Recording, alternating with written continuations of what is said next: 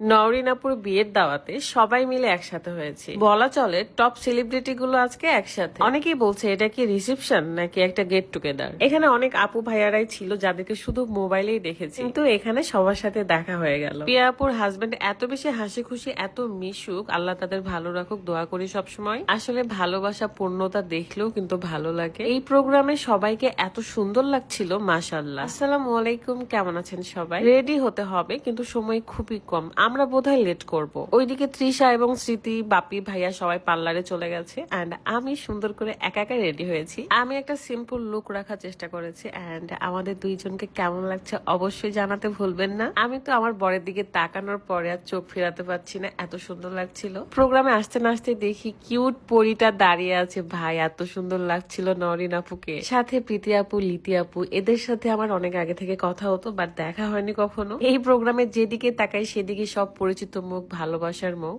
অনেককে প্রথমবার দেখছি, বাট একবারের জন্য মনে হয়নি যে প্রথমবার মিট করেছি। রাকিব ভাইয়া, অন্তরা আপু এবং ঋতু আপুদের ব্লগ আমার অনেক ভালো লাগে। দূর থেকে ভেবেছিলাম অন্তরা আপু বোধহয় কথাই বলবে না, বাট অনেক বেশি মিশ